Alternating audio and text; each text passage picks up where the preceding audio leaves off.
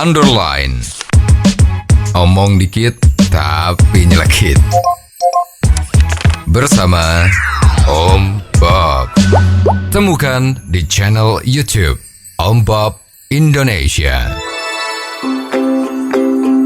Om Bob, rencana Menteri Pariwisata Ekonomi Kreatif Sandiaga Uno untuk menjadikan Bali sebagai wisata halal mendapat kritikan dari berbagai pihak. Bagaimana Om Bob menggarisbawahi masalah ini? Turisme, industri dari turisme ini termasuk salah satu andalan dari Indonesia. Tetapi juga seluruh dunia juga mengandalkan turisme sebagai pendapatan untuk satu negara. Ya. Nah, sekarang Menteri Pariwisata kita yang baru diangkat ya, itu Sandiaga Uno. Ya. Ini memang dinilai oleh banyak kalangan itu mempunyai kemampuan ya, artinya hubungannya cukup luas, pengalaman bisnisnya juga oke, appearance-nya jadi penampilannya juga cukup handsome gitu ya, jadi cocok untuk menteri ya. Nah sekarang ini tidak ada angin, tidak ada hujan. Ya. Hari pertama atau kedua itu pada setelah dilantik dia terbang kembali, melihat bagaimana kemungkinan dari pariwisata di Indonesia untuk dikembangkan. Nah, kalau melihat gayanya dan kerja kerasnya ini oke ya. Hari pertama begitu selesai dilantik langsung kerja itu luar biasa. Pada saat di Bali ternyata ini yang banyak menjadi polemik ya. Tiba-tiba kok ngomong bahwa dia akan membuat Pulau Bali itu menjadi daerah wisata halal. Ya. Sepengetahuan kita dulu itu masalah halal di dalam pariwisata itu juga pernah didengung-dengungkan. Tapi bukan menteri yang baru sekarang ini ya, tetapi menteri yang lama yaitu ada di daerah NTB. Labuan Bajo macam-macam itu. Yang juga Gunung Rinjani barang itu mau dijadikan wisata halal ya. Nah, sekarang wisata halal itu kan juga masih suatu tanda tanya yang besar ya. Maksudnya itu apa? Nah, dipikir kalau wisata halal itu daerah wisata tadi itu akan tiba-tiba menjadi sangat ramai. Semua udah pada datang ke sana pasti gitu kan ya. Nah, namun perlu diingat juga kalau berani mendeklarasikan sebagai wisata halal, artinya kan semua yang di sana itu halal. Tidak ada yang tidak halal.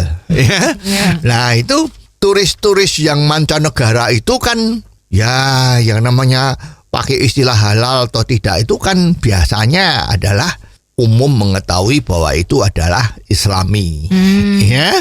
Nah, sekarang orang-orang yang bukan agamanya Islam itu apakah menjadi ragu-ragu untuk datang ke sana? Ya. Nanti jangan-jangan minum wine, nah itu akan ditangkap, masuk penjara. Jadi mestinya ini ya tidak perlulah ya statement-statement yang kayak gini ya. Seperti ini kalau kita kemarin dengar dari internet ya, itu ada pendapatnya dari sosiolog kita, pengamat kita Denny Siregar, bahwa dia mengatakan apakah tidak salah ini kalau menteri kita itu mengeluarkan statement seperti itu. Padahal sekarang Bali itu nggak usah diutak-atik. Biarin aja seperti sekarang yang demikian bagus indahnya itu sudah menghasilkan setahunnya itu untuk Indonesia sudah ada 100 triliun rupiah. Ini kontribusinya sudah 40% dari seluruh industri turisme di Indonesia. Mengapa kok menteri baru kita ini tidak memfokuskan daerah lain yang belum hebat? Seperti misalnya Borobudur. Ini kan candi peninggalan zaman Buddha. Zaman kejayaan Buddha di Indonesia, Nusantara ini Candi Borobudur paling besar di dunia. Kenapa tidak ini? Misalnya kalau Candi Borobudur itu bisa jadikan destinasi agar seluruh orang yang beragama Buddha di dunia ini bisa datang melihat kemegahan candi dari zaman Buddha itu. Ah, itu kan luar biasa. Ya, jadi harusnya menuju ke situ. Jadi agar supaya Candi Borobudur itu lebih ramai dari Bali. Lah itu luar biasa. Jadi jangan lagi ngutak-ngutik lah. ya wisata halal atau tidak itu ya kalau memang mau disediakan daerah-daerah wisata itu ada daerah yang khusus untuk orang yang beragama Muslim, daerah yang menyediakan makanan maupun macam-macamnya itu yang halal, boleh, itu bagus ya. Tapi kalau dideklar bahwa Bali sekarang adalah wisata halal, saya kira kok kurang tepat ya.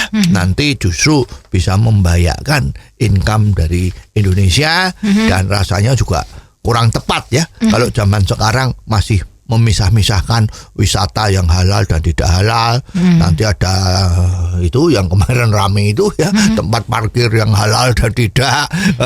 Terus ada lemari es yang halal dan tidak. Wah, itu malah bisa nggak karuan. Oh, jadi begitu ya Om Bob. Jelas deh sekarang. Terima kasih Om Bob untuk waktunya. Sampai ketemu lagi di waktu yang akan datang. Underline. Omong dikit tapi nyelekit. Bersama Om